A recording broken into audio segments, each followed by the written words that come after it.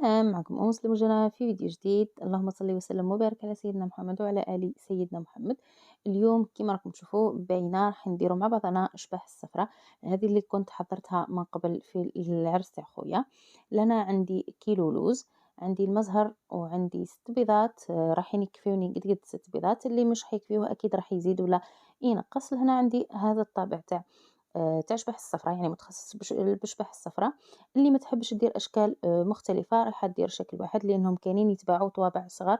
أنا ما كنتش لقيتهم فشريت هذايا، ويعني درت الأنواع كامل. لهنا راح نروح نرحي اللوز نتاعنا. بالنسبة للوز لازم يترحى مليح، ما لازمش يكون خشين. لهنايا عندي الكيلة تاع السكر، وراح نقول لكم الطريقة تاع يعني كيفاش حتى جاتني الكيلة هذه، لأنه بنفس الكيلة راح نكيل 4 كيلات سكر. أنا بالنسبة للكيلات نتاعي راني نقصت السكر. هنايا راني نوري لكم في اللوز كيفاش يعني لازم يترحى كيما راكم تشوفوا، يترحى مليح، ما لازمش يكون فيه الخشين. يعني كل ما نرحيو رايحة نصيرو، والخشين نعاودو نرحيوه حتى نتحصلوا على هذا الملمس الرطب. يعني لازم يكون رطب. راح نجيب واش رايحة نخلط. أنا جبت هذه بصراحة، هذه خلطت فيها كامل الجاتو نتاع العرس، عاونتني بزاف. فراح ندير فيها بالنسبة للسكر كما قلت لكم، أنا راح ندير 4 كيلات سكر بكيلة لوز. يعني هذا بالنسبة اللي تحب دير 4 كيلات بكيلة. بالنسبة لي أنا راني نقصت، يعني ما درتش كامل يعني الكمية تاع السكر. دائما أنا نحب نقص السكر. لهنا راني درت 4 كيلات نتاع اللوز نتاعي بالكاس الكبير، ولما بقى لي يعني كمية قليلة جبت فنجال وزدت كيلت بها 4 كيلات.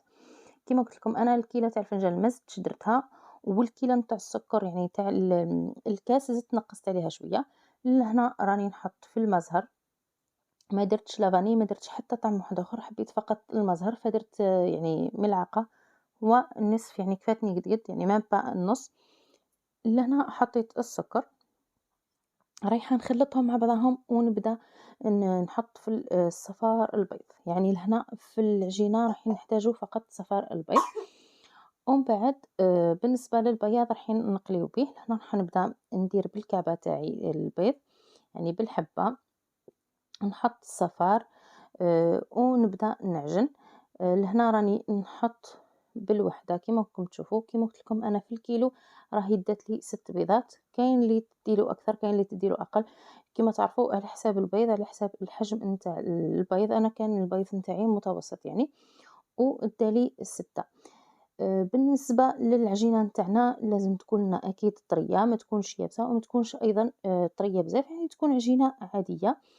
وبالنسبة أيضًا للعجن لازم نعجنوها مليح، لإنه السكر لمّا يذوب راح يزيد يطريها لنا. يعني نحاولوا إنه نعجنوا ونشوفوا. أنايا بالنسبة ليا كانوا كافيين 6 بيضات مع العجن نتاعها المتكرر، يعني عجنتها مليح، مليح، مليح، ومن بعد باش خليتها ترتاح يعني مع العجن جاتني قد يعني جاتني عجينة متماسكة ومليحة. وكيما راكم تشوفوا بقيت نعجن فيها، يعني حتى تلمت العجينة راح تتلم وحدها. راح كل ما تعجنوا نتوما رايحة تتلم ورايحين تشوفوا القوام نتاعها.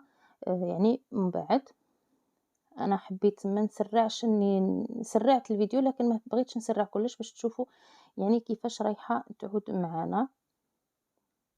وكيما قلت لكم الطريقة هذه راهي ناجحة 100%، وجات حاجة رائعة، يعني جات مليحة بهذه الطريقة. احنا شبح الصفرا كما في قسنطينة يطيبوها وحدها، يعني ما يديروا معاها حتى حاجة. كاين اللي يزيدوا معاها فقط شوية زبيب.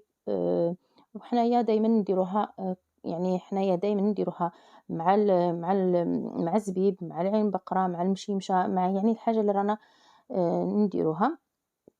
كيما راكم تشوفوا هكذا تلمت معايا العجينة وطرات كيما راكم تشوفوا راهي طرية. لهنايا رايحة نجيب ساشية غطيتها خليتها ترتاح واحد الساعة ولا نص ساعة، باش يعني كيما نخدمو رايحين نكونوا مرتاحين. ومن بعد ما لقيتش المقطع نتاع كي حليتها ودرت الطابع تاعي، هي عادية يعني راح نحلها الحجم اللي راني باغيته ولا السمك اللي راني حباته، وطبعت عادي. وكيما راكم تشوفوا كملت كامل العجينة تاعي، خليتها يعني تقعد شوية ومن بعد رحت نقليها. هذو هما الأشكال اللي جاوني كيما راكم تشوفوا. بالنسبة للسمك تاعها أنا درت السمك تاع الطابع، فبعد يعني ما زدتش عليه وما نقصتش عليه. لهنايا رايحة نحط الزيت نتاعي تبدا تسخن على نار ماهيش قوية وماهيش أيضًا قليلة. لهنا بالنسبة للبيض قسمت يعني نص درتو راح نقلي بيه المرة الأولى، ونص راح نقلي بيه المرة الثانية. لهنا راني نحدل في الكعبات نتاوعي في الشكل نتاعهم باش يجيني مليح. رايحة نبدا نغطسهم في البيض. لهنا حبيت نوريلكم النار وحطيت الكعبات، يعني نبدا بهذه الطريقة نغطس في بياض البيض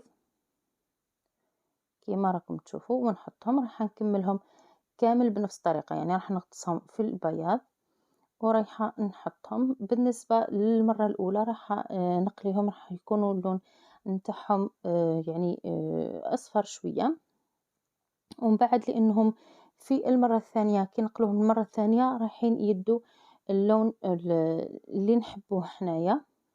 لهنايا راني نقلب فيهم المرة الأولى، يعني لما يحمروا لي شوية، يعني يصفروا مش يحمروا، يصفروا المرة الأولى نقلبهم يزيدوا يصفروا المرة الثانية، ونزيدوا نفس الطريقة راح نكمل أنا الكامل الكمية تاعي نحطهم، ومن بعد نعاود نغطسهم في بياض البيض للمرة الثانية ونعاود نقليهم باش يدولي اللون الذهبي اللي احنا حابينه، ولا اللون البني يعني اللي رانا احنا حابينه. ولكم الاختيار، هما لازم ان باش من بعد ما تتحلناش الكعبة تاعنا كيما نكونوا نطيبوها في العسل، يعني ما تتحلش، لازم نقلوها مرتين. وهذا هو اللون اللي جاني، يعني اللون اللي راني حبيته. هنا كملت كامل الكمية، حطيتهم حتى فوق البابي سيرفيت هكذا باش يتشرب كامل الزيت. ومع رمضان راهو جاي تقدروا تخدموا الكمية اللي تحبوها، تقدروا اللي تحب دير مشروع يعني تخدم وتبيع للناس، ولا اللي تخدم وتحط في المجمد، يعني بالكمية اللي راهي حابة تطيبها كل مرة تحط في المجمد وتجبد فقط ويعني تطيبها. هذا هو إن شاء الله تكون سهلة. حبيت فقط نوري لكم الشكل يعني ولا الصحن اللي كنا درناه في العرس.